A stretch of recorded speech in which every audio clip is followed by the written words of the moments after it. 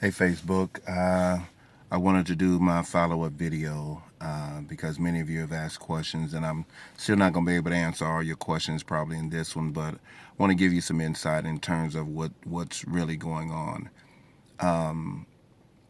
Life is what is happening to me right now, and I'm recording it for my sons. I'm recording it for students.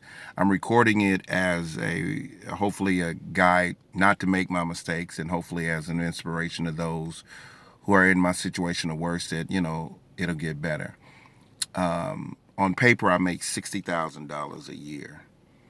After you take out taxes, teacher retirement fees, child support, $1,200 a month in medical insurance for me and my children, I'm left with $2,143.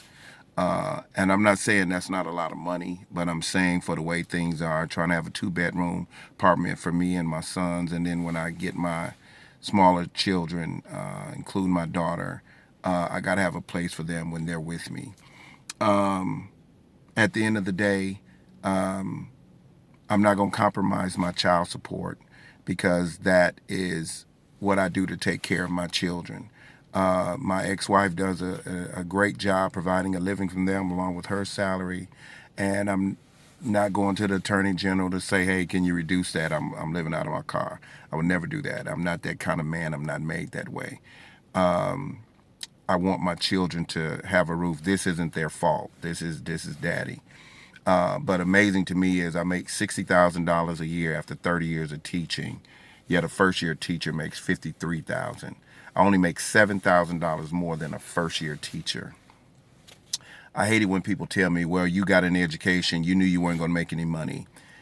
The sad part about it is we accept that. We accept that as a rule. Teaching our children who will be future doctors, lawyers, engineers, carpenters, you don't even have to go to college, but we accept the fact that the person teaching our children isn't going to make any money, along with firemen and along with policemen. But we're talking about teachers who teach your children, and no one says anything or does anything about it. Along with my life situation, what else happened? I ended up having a fixed income, and I worked part time at Walmart. I worked part time at Dillard's.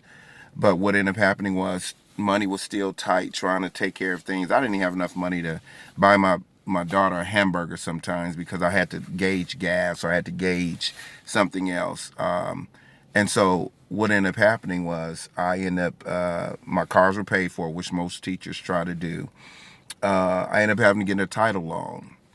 Everybody can judge me, and that's fine. But when you're in survival mode and your kids got to eat or you got to get the lights on, I can't tell you how many times my lights got turned off. You're going to go get that title loan and do what you got to do. Well, consequently, I lost my car. Then I had a truck that was paid for. A few months it came back around. I got a title loan on my truck.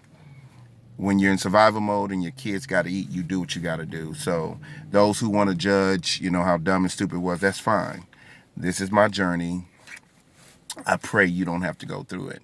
But I did. And I made certain decisions for the sake of my children.